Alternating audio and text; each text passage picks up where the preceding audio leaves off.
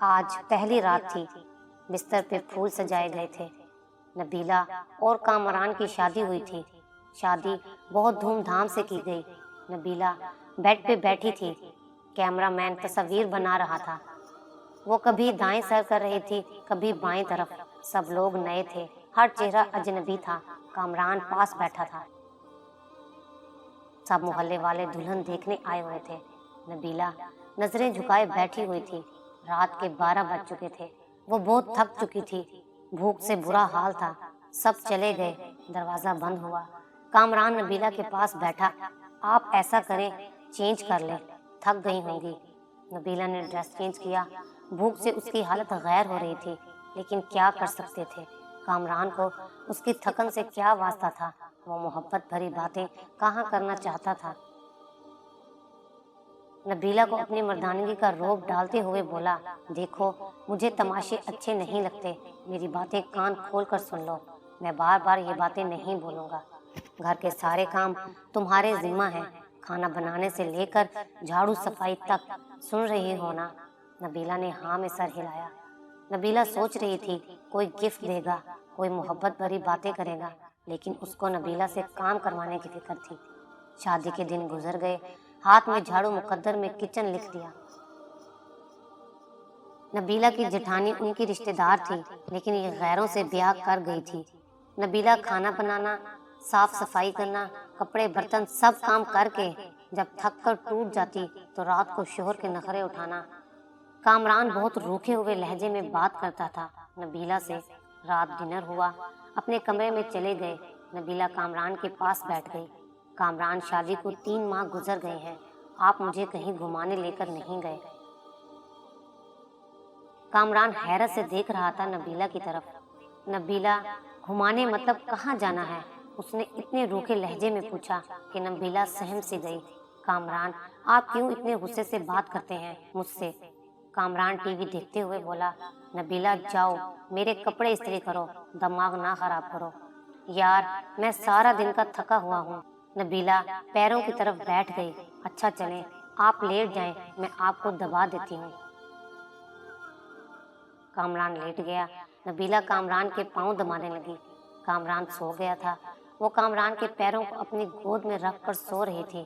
کامران، میں نے شادی سے پہلے بہت دکھ دیکھے ہیں، مجھے محبت چاہیے، آپ کا ساتھ چاہیے۔ آپ کیوں میری آنکھوں سے میرا درد نہیں سمجھ پاتے؟ اصل میں نبیلہ کی ماں نہیں تھی، سوتیلی ماں کے ساتھ جوان ہوئی، اور سوتیلی مائیں کیا سلوک کرتی ہیں یہ مجھے لکھنے کی ضرورت نہیں ہے۔ نبیلہ نے بہت درد سہا تھا۔ سوتیلی ماں کے ہاتھوں یہاں ایک ظلم یہ بھی تو کیا گیا تھا۔ نبیلہ 20 سال کی تھی اور کامران 36 سال کا۔ جیسے نبیلہ سے جان چھڑوانی تھی ان لوگوں نے۔ وہ قدموں کے ساتھ لپٹی ہوئی اپنے ہم سفر سے احساس کی بھیک سی مانگ رہی تھی۔ صبح وہ فجر کی نماز سے پہلے جاگ جاتی۔ ناشتہ بنانا سب کے لیے اس کا ذمہ تھا۔ وہ اپنا درد کسی پہ عیاں نہ ہونے دیتی۔ وہ بس اپنے گھر میں آباد ہونا چاہتی تھی۔ کامران کا ساتھ اسے چاہیے تھا۔ اکثر کبھی تھکن کی وجہ سے برتن نہ دھو سکتی یا جھاڑو ٹائم پہ نہ لگا پاتی تو ساس اسے لاکھوں باتیں سناتی۔ وہ اپنے لبوں کو سی کر ہر طعنہ برداشت کر جاتی تھی۔ کامران، مجھے ہر مہینے 5000 دے دیا کرے نا۔ کامران نے زہر آلود نگاہوں سے دیکھا نبیلہ کی طرف۔ خیر ہے نا، 5000 کیوں چاہیے تم کو؟ نبیلہ نے بڑے پیار سے جواب دیا۔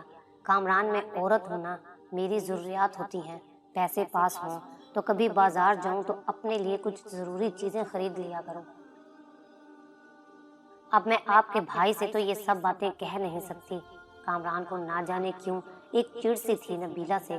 اس نے غصے میں بولا، نبیلہ دیکھو میرے پاس اتنے پیسے نہیں ہیں کہ تم کو الگ سے دے سکوں۔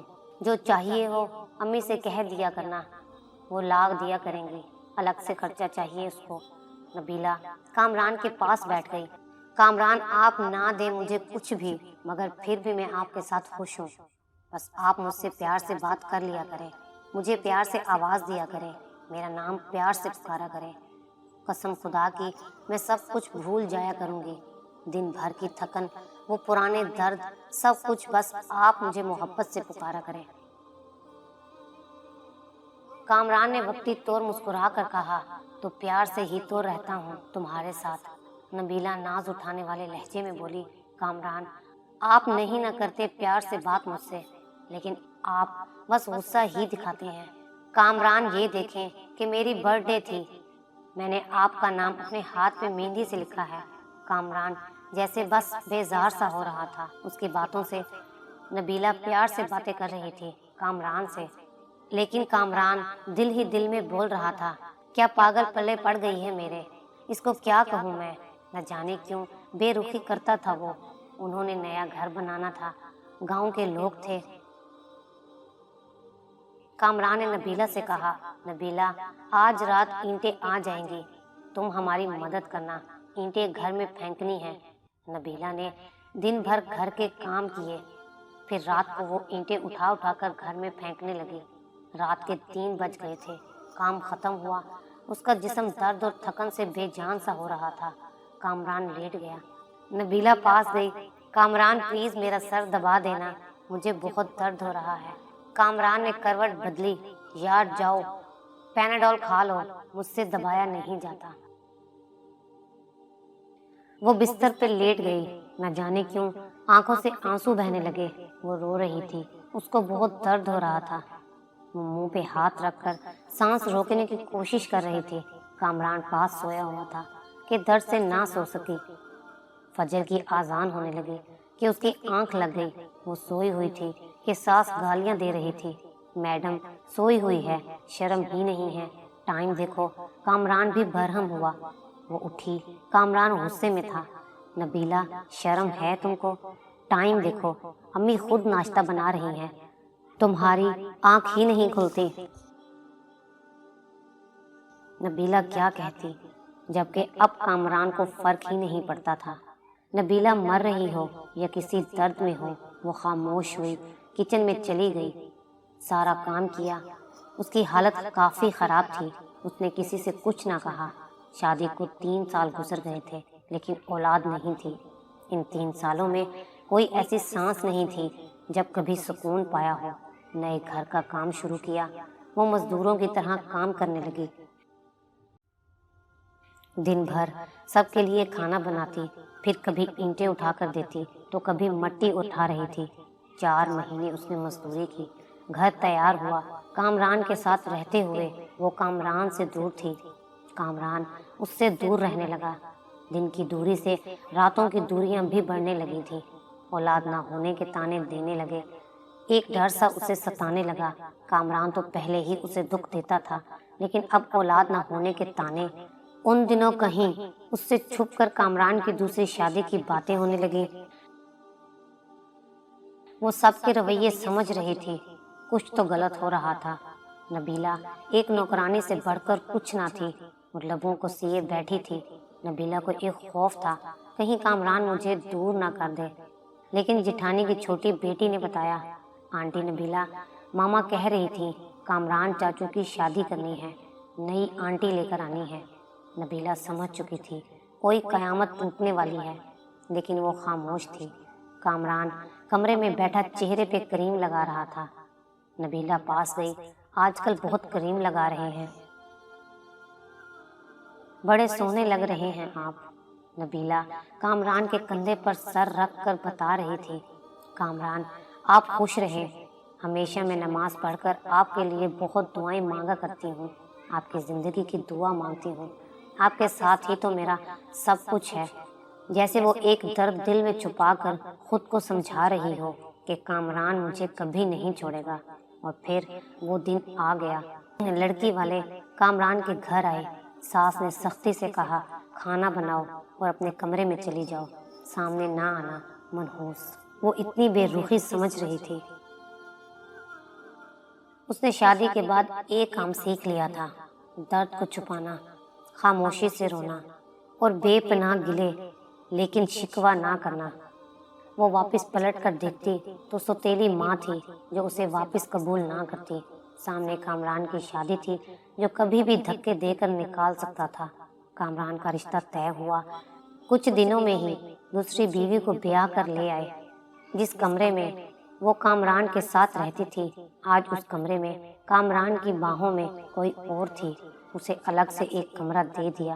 وہ حسرت بھری نگاہ سے دیکھتی رہتی تھی۔ کامران اپنی دوسری بیوی کو مری گھمانے لے گیا۔ وہ بہت خوش تھا، لیکن ایک دیمک درد نبیلہ کو کھائے جا رہا تھا۔ گھر کے کام، دن بھر کی تھکن، رات کی تنہائیاں، درد بے پناہ، لاپرواہی۔ نئی دلہن کو سب بہت پیار کرتے تھے، لیکن نبیلہ ایک کونے میں پڑی شاید موت کے قریب آ گئی تھی۔ اور پھر ایک رات وہ کمرے میں سوئی ہوئی تھی۔ شاید آج وہ درد نہ برداشت کر پا رہی تھی۔ سر کا درد شدید تھا۔ وہ سر پہ دونوں ہاتھ رکھے چیخنے لگی۔ سب اپنے کمروں میں سو چکے تھے۔ درد اتنا شدید تھا، برداشت نہ کر پائی۔ وہ کامران کو آوازیں دیتی رہی، لیکن کامران دوسری بیوی کی باہوں میں سو رہا تھا۔ وہ زمین پر گر گئی، تڑپنے لگی۔ نہ جانے کتنی آوازیں دی تھی، اور آخر وہ سکون کی نیند سو گئی۔ وہ دنیا چھوڑ گئی۔ صبح ساس گالیاں دے رہی تھی، کمینی آج بھی نہیں اٹھی ناشتہ بنانے کے لیے۔ کامران نے آواز دی، امی نبیلہ کو بولو ہمارا ناشتہ ہمارے کمرے میں بھیج دے۔ ماں نے گالی دی، وہ منحوس سوئی ہوئی ہے، ابھی تک سونے دو، آج اسے کوئی نہ جگائے۔ اس کے کمرے میں دوپہر کا کھانا ہو رہا تھا، سب اپنے کاموں میں مصروف تھے، لیکن ابھی تک نبیلہ کمرے سے باہر نہیں آئی تھی۔ آخر ساس کمرے میں گئی، دیکھا نبیلہ اوندھے منہ زمین پر پڑی تھی۔ ساس نے شور مچا دیا، سب اکٹھے ہو گئے۔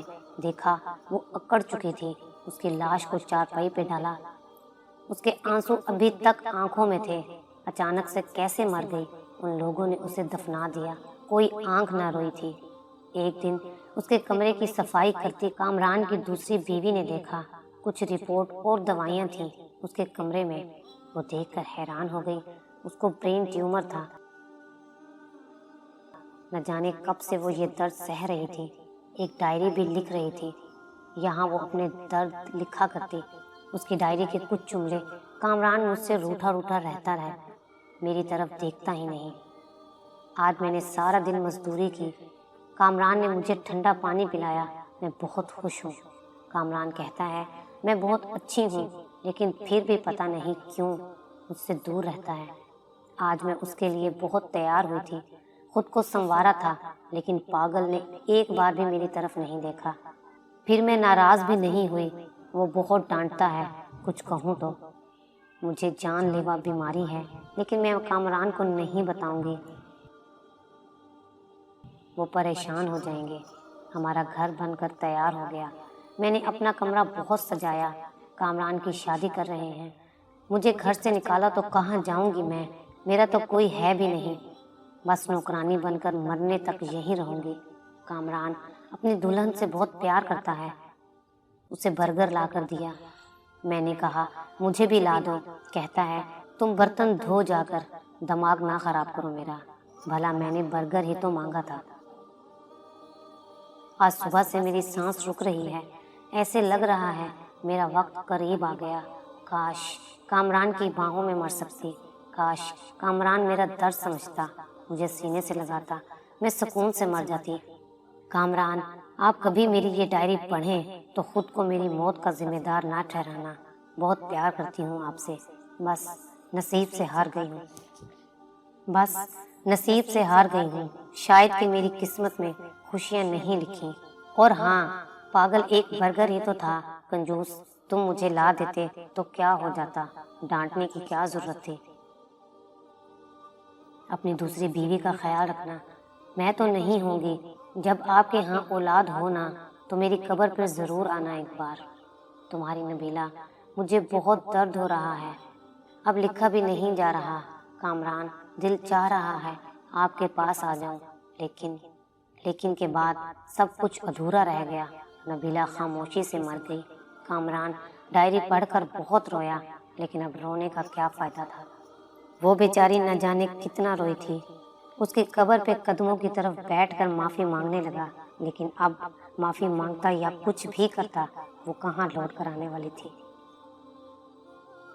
ایسے نہ جانے کتنی نبیلہ آج بھی ہیں جو اپنے ہم سفر کی بے روحی پہ جی رہی ہیں، جو درد سہتی ہیں، شکوہ نہیں کرتی، ارے بے قدرو، اپنی ہم سفر کو محبت سے دیکھ ہی لیا کرو، خدا کی قسم وہ ہر درد ہر دکھ بھول جاتی ہیں۔ اس سے پہلے کوئی نبیلہ دنیا سے چلی جائے اور آپ کو جب تک سمجھ آئے دیر ہو چکی ہو، کہ یاد رکھنا قیامت کے دن محشر کو پوچھا جائے گا۔